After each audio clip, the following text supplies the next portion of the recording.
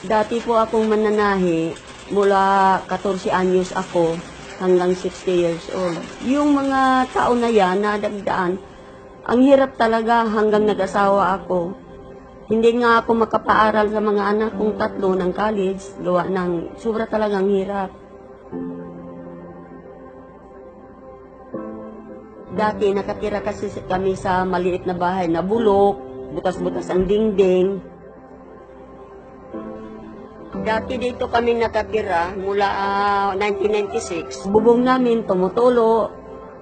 Ayun, repair naman kami hanggang lang doon, tapos bumagsak naman. 2009, nagisnan ko yung anak ko na si John. Mula gabi hanggang magdamag halos. Nasa internet siya nakapokus. Sabi niya, Nay, nag-online ako, marami akong kausap doon sa ibang bansa. Sabi niya ganun sa akin. Sabi ko, yung online. Ano yung online? Start kami sa online marketing nung merong isang downline ng nanay ko na si Marilu Paiste na in-invite yung isang naging downline din niya na si Teresita Agustin sa may Hong Kong. So Facebook, nagko-communicate namin sila hanggang sa dumating yung time na meron siyang na-prospect na nandito sa Pilipinas, yung si Fatima Balin. Yung kaya na pinasentahan ko si Fatima Balin, naniwala, nag-join ng 7 Heads, yung nagsisimula na nabuo namin yung konsepto ng online marketing. Bali nung na-involve po kami sa InGlobal, sa totoo lang, hindi po kami marunong ng Facebook. Tapos nung natuto kami mag-Facebook, kasi tinulungan kami, inaral namin kung paano mag-Facebook. Tapos tinuro na rin sa amin kung paano yung online marketing. Tapos yun, tinuruan din kami kung paano magawa ng mga group chat, ng thread, kung paano mag-add ng friend.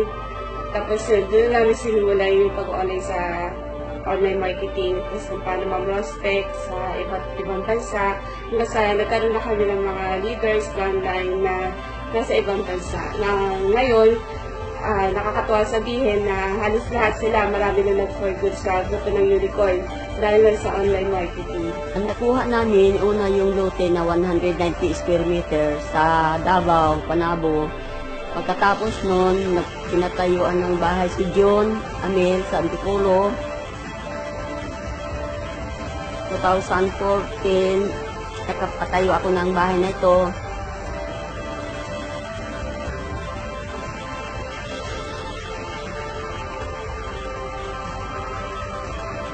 Pagkatapos nun, 2013 yung Ford Fiesta. Tapos 2015 yung Everest.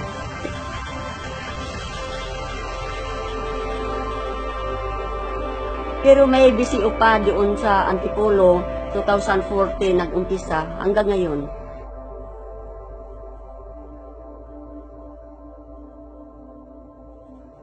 Thank you talaga sa Lord kasi binibigyan kami ng ganyang biyaya at pagpapala na hindi ko inasahan.